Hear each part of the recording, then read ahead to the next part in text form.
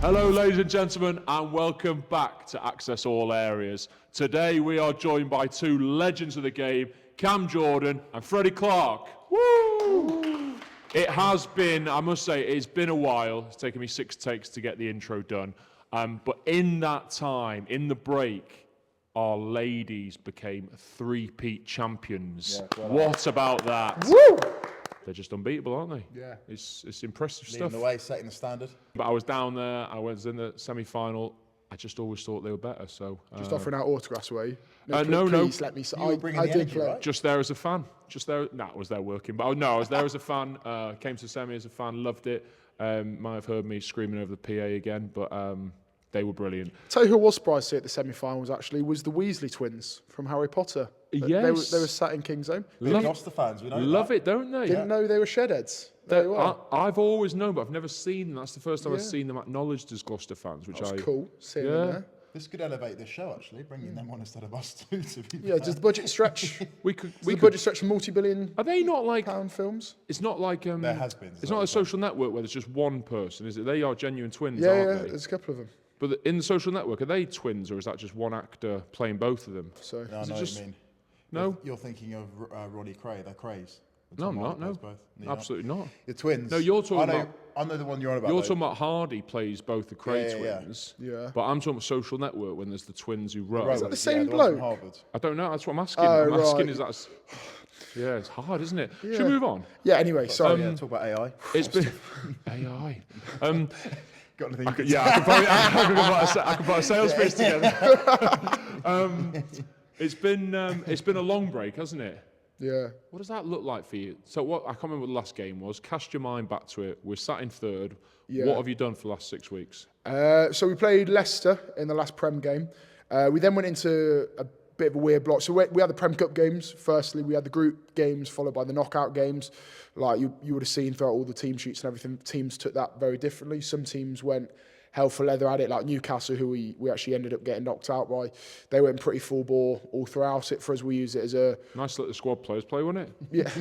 I was- Us two, Yeah, I was waiting for the us drop- two I waited rolling for out the every drop to game. Getting all those young lads out I was there. wondering where that was going. Just rolling out me and Fred. So we played the group games, and then we actually got a mental win down at Exeter, which was very much a young team plus Fred, myself, and Gwiggs, which was a great win down there. But to be honest, the young boys were outstanding that game, especially a lot of the boys who haven't played, a lot like Ollie Allport. Absolute Sam Burgess in that game, just running it straight off anything. He's 40 kilos soaking wet, just making line breaks left, right, and rhubarb. But yeah, some of those young lads are outstanding. It was a great game and a great win, to be honest. Obviously, it's rare that you probably look back on Prem Cup games, some of your best wins of your career, but honestly, I absolutely love that game. I think what made it even better was the training week. Obviously, you got players coming in, learning the calls, starting from square one again. And for someone like us, who obviously know the systems pretty well, teaching some boys, not even joking, not how to jump, but how to run. It's their first senior game. So teaching them how to jump I was teaching them how to jump anyway. We had one of the 18s in, and you're like, the old gag where someone kicks the ball and you open your hands up and it goes straight. We're doing a line-out walk through on the indoor. Ball gets thrown and I stick my hands up like, hits him straight in the nose. Eyes are watering.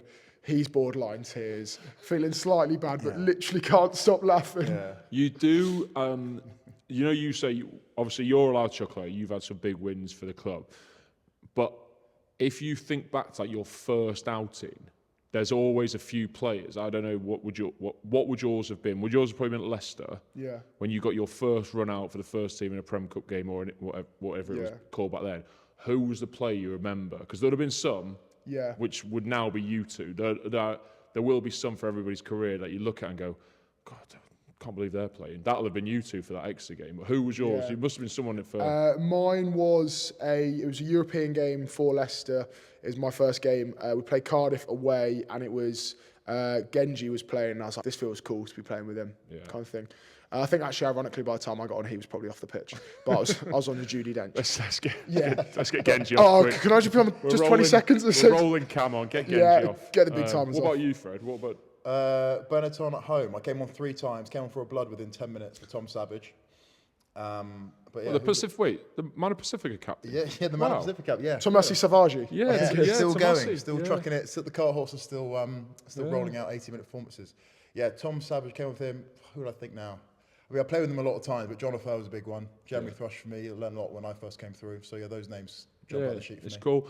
And then, and how was it generally around the place? Like, there's a lot of boys who probably didn't play for 6 weeks. I know you two are laughing. You've been in this scenario before where 6-8 weeks of nothing. What's the place been like? Yeah, it was a bit weird, to be honest, especially because in those weeks, obviously those Prem Cup squads, which were generally the younger boys, there's then a sort of group of players that weren't really playing. So it was very much honed in on sort of like a pre-season block for the group, and then different players having different roles within that. So some were doing a pre-season, some were playing week on week in the Prem Cup, and then the Prem Cup sort of went on because we made a couple of knockout rounds, so it went on a bit longer, and then it was split in the middle by a break, which was nice. I was on holiday similar time. Did you find that if you're in the water, you're okay? The moment you come out the water, you're, ooh, it's windy. Really chilly actually. Bit too cold. Yeah, very much You're always so. normally shoulders under in the water as well, aren't you? Rash vest on, rash vest, sun cream, spot the Brit. And then we were back into it. Obviously, everybody had been waiting. The 6 nations has bored everyone, so we were waiting to get back into it. Bath, the Derby weekend, the Premiership came back with. They're good, aren't they? They are good at the moment. I was very impressed by how we went down there and we played. How was it received in the camp? What was the well, Fred feeling? started. So Yeah, I think overall we have to take the positives from the game. We were in the game for all of it. I think the way they got into the game was a little from my ill discipline, and then they just had a little bit of a power game, getting around the corner, sort of. The tries we've been analysing a lot as a 4-pack is the pick and go from Finn. If you, Skiv said on Monday, which is pretty true, if you had told him before the game that Finn Russell would score a 5-metre tap penalty, you'd probably laugh. But yeah, he caught us sort of falling asleep there around the breakdown, and then from the line-outs, they just had their power game around the corner and got over us there. But second half, our goal line defence, in particular from a forwards point of view, is a big positive. But unfortunately, the score doesn't reflect that necessarily. Brilliant. And then the other thing is, I guess we looked at one point 15, 18 points down, whatever we were. Probably looked it was a bit dead and buried at start of midway through this first half, and then we take chances, don't we? We've done what Gloucester done all season and score 3 brilliant tries from nowhere back in the game. Surely that is. Yeah, and I think this is an awful bit of rugby nausea, which is a rare bit, to be honest, for this podcast. But I think actually, sort of the narrative that's often painted with the Bath bench and who they had on it was sort of, our Bath bench came on and overwhelmed us. When I think in reality, if you actually probably look at it, we actually had 5 or 6 launches in that last 20 minutes, but we just kind of messed it up ourselves. So we ended up sort of putting pressure and suffocating ourselves rather than necessarily them smashing us in it, which was probably the more frustrating part in the review. But yeah, that was the frustrating bit to it, is that we probably messed up 3, 4, 5 of our own launches, which is purely self-inflicted, rather than the general narrative being Bath had an outstanding bench that came on and changed the game. We probably put ourselves into that pressure, I think. For a moment, you almost allowed people to see the fact that you actually understand the game very well and you care a lot, but don't let them see that. No, we don't. We want to keep Can you edit that out? Yeah, put the mask back on quickly. Yeah, Christ. Yeah, get some cheap bant out of it quick. For a second, let's laugh at Fred somehow. Bristol this week. It's another West Country derby. Chaotic. That's the word I'm going to use for it. I reckon it's going to be chaotic. Yeah. Obviously, I'm on the Judy Dench again. Fred's starting again. We've got a very similar team going out there. I think. Be happy for me, mate. Yeah, Fred be happy for me. Fred is starting. Yeah, we got, and the sort of plan of attack, to be honest, I didn't watch the first 20 minutes of that game. They played against Exeter the other day, but mental, the amount of points that were being scored. The boys were talking about it and just how quick the points were going. I actually turned it on when Bill Matter probably had one of the biggest shots I've ever seen on a rugby pitch on Emery Slade.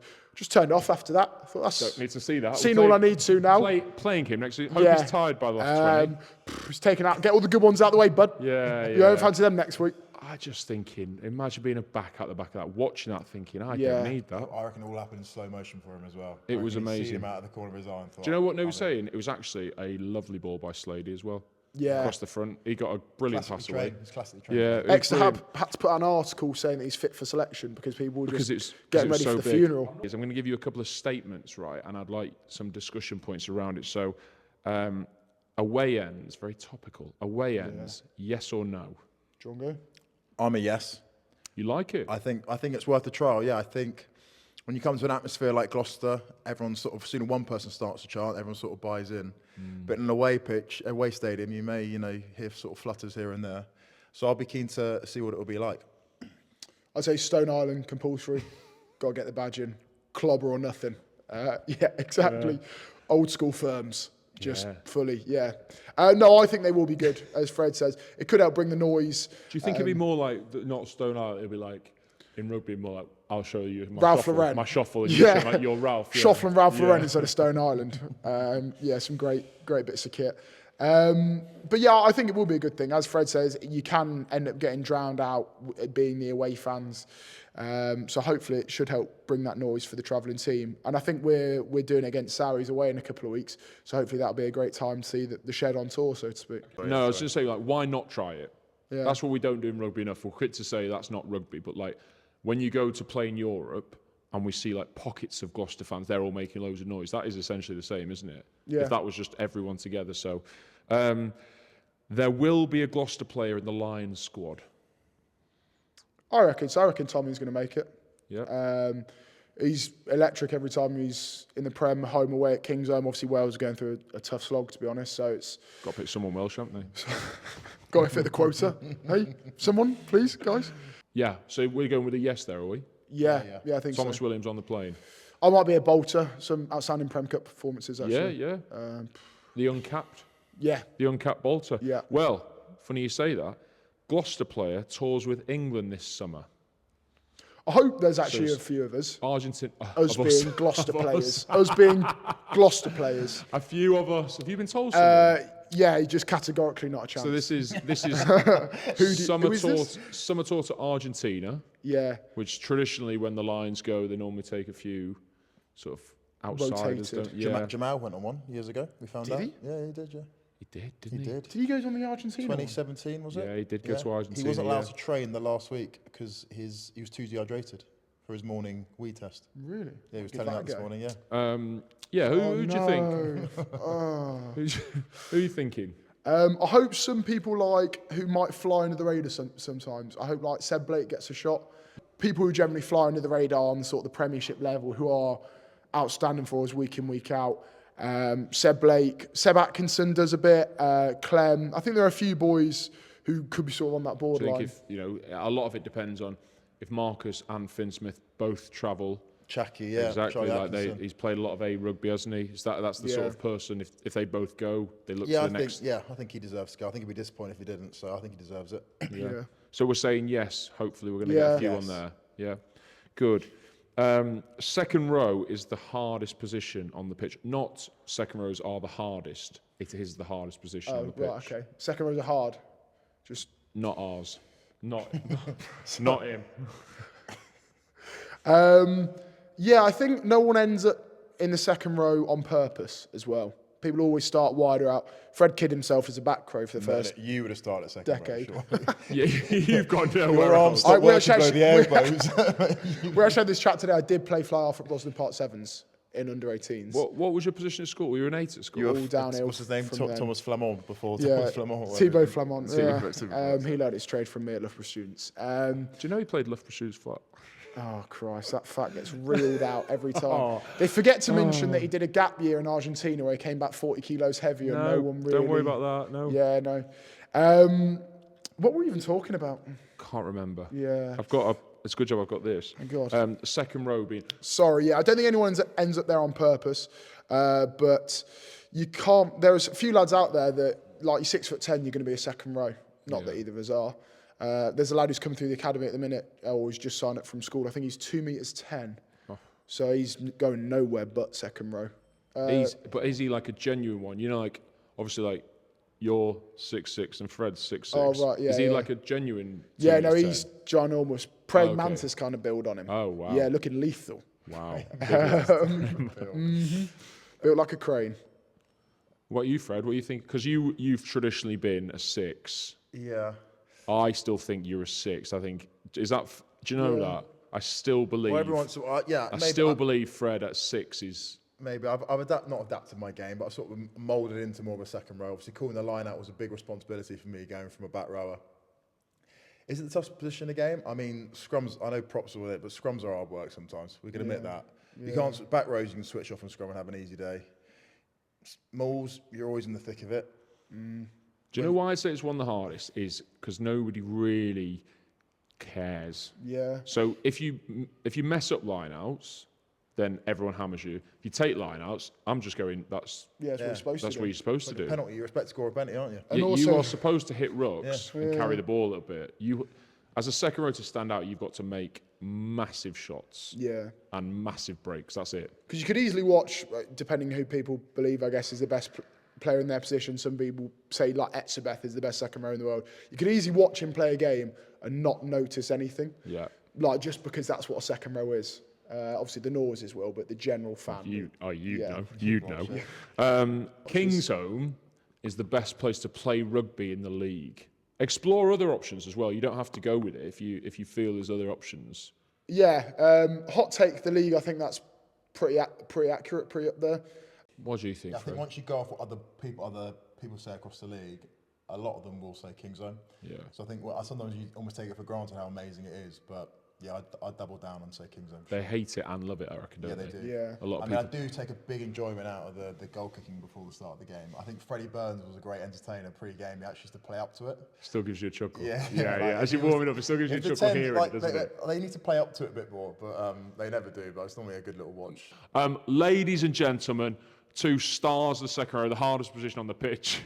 Cam, go and have a shower. Cam Jordan, Freddie Clarke. Thank you.